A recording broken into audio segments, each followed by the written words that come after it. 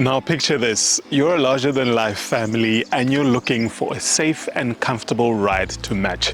My good friend, this here 2025 Land Rover Discovery might just be the perfect car for you, because in this video we're taking a closer look at this car over here from a looks perspective. Then we go inside where I show you all the comfort and all the tech features.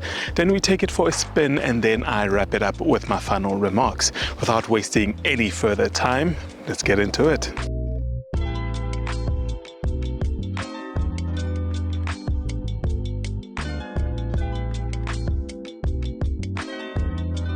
So when it comes to looks on this new Discovery, I like that you get a lot of blacked out parts coming through, and then coming in the front you get this new grille over here, you get some Discovery lettering over there, and then on the sides of the vehicle you get those air vents, and then at the bottom as well there's brand new light technology in this car, from those daytime running lights coming through there.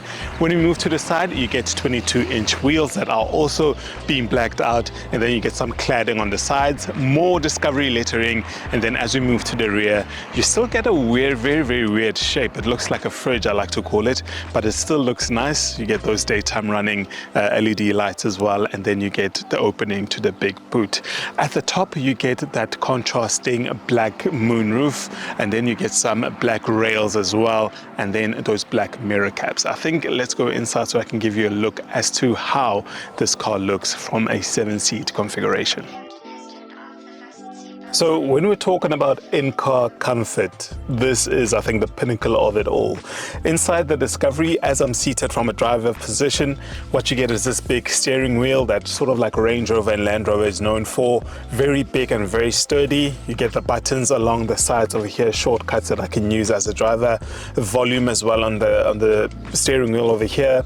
And then I can customize the screen in front of me as well. This is an instrument cluster, but I can choose exactly what I want to see from the map layout, where I'm going, if I'm using the built-in sat nav or anything else in between, media, and then as well, of course, the normal speed and driving information that I would love to see. And then in front of that you get the heads-up display, very bright as well coming through. Towards the center of the vehicle you get a very big PV Pro infotainment screen here, and then underneath that there's some buttons, physical buttons for your AC as well coming through. And then you can actually open this compartment over here to store away all your important belongings. I don't think a lot of people know actually they can open up, so that's a good place if you want to keep, you know, your wallet or anything of that hidden away. And then you get space for charging your phone wirelessly in there. And then underneath that you get a volume rocker, physical one at that, and then you get your gear selector, and then some buttons for putting it in park, and then you get another button over here for selecting your driving mode, however you prefer. What I like about these cars is that you get those two classic cup holders coming through here, and then when you slide it off you actually get more space in there. What I love about the Discovery, there's a lot of space in here. And then there's actually here compartment as well for keeping your phone, and then underneath that there's a fridge for keeping your drinks cool in the vehicle. This car is made for road trips. And then moving on to the rest of the dashboard, you get some really cool materials, some sort of rubberized leather. And then you get some stainless steel finishing up here in the car, which is a nice touch, expensive. And then underneath that there's some leather as well, with some genuine and really good quality stitching coming through. What you get here actually some cubby compartment as well. There's actually two, one at the top and one at the bottom, for keeping away all your valuable stuff again, and storing, I guess, your snacks as you're driving. And then you get the Meridian sound system in this car. It's well mated to this car, and I love Meridian, and I love the partnership that they have going on with Land Rover. It's so well suited. And then you get really comfortable seats, like I said, very comfortable. The ride position is high here in this car, which is perfect for road trips.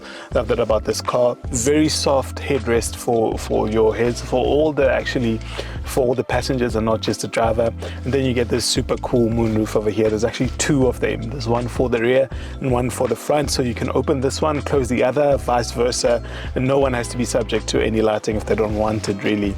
And then you get the boot, very big in there. There's about 700 liters, I think, of storage space in that boot. As you flatten your seats, you get more space.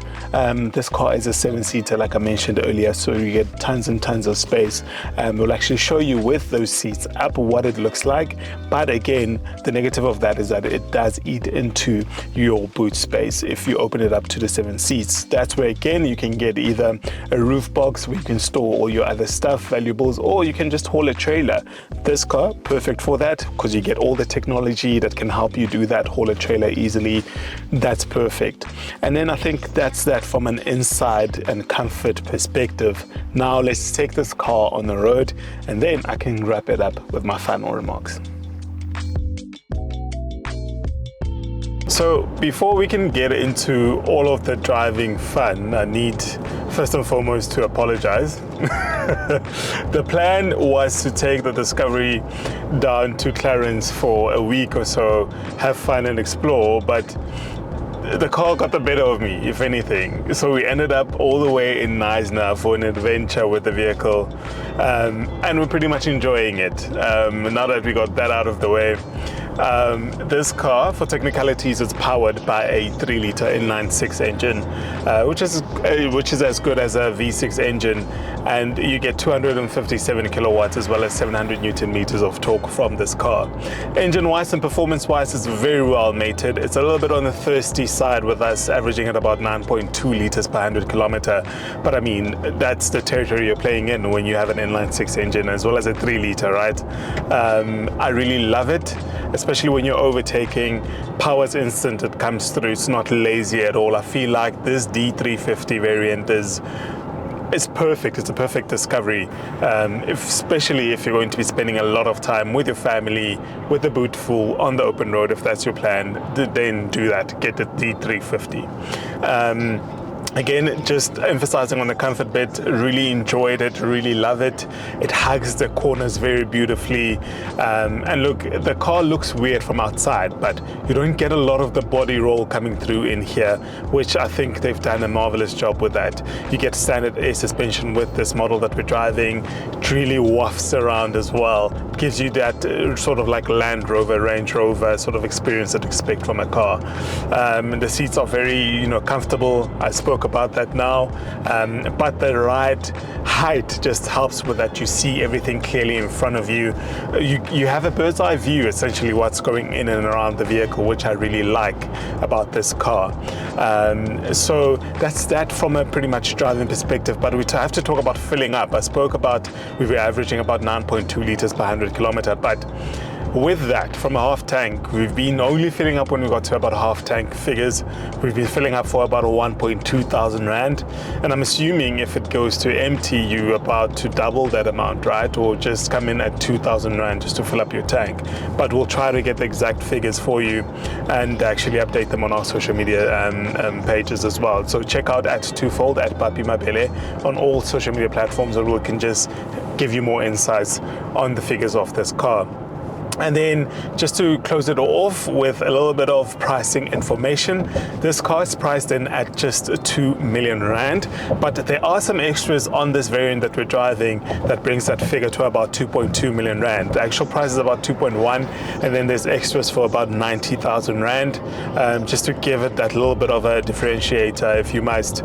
And it's still a beautiful car, beautiful pricing at that for a 7-seater, a premium car, and you have all the space in the world. Very comfortable for the driver, comfortable in the second row, comfortable in the third row for small kids. I mean, if you really want to, you could fit in small or average sized adults in there as well, and you have boot space to match for your long road trips.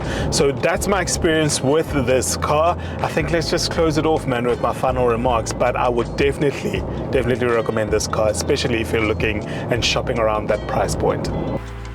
And that's our time with this Land Rover Discovery over here. I've pretty much enjoyed my time with this vehicle, and even on the long road, it impresses. But please make sure that you subscribe to our channel so that you're the first one to know when we drop the latest stuff. And please make sure that you drop your comments down below in this section. We'd love to hear from you. And lastly, please make sure that you share this video with your friends and family so that they can know what you're watching. But from myself, Papi Mabele, and Mlu behind the camera, thank you so much for watching, and have yourself a good one.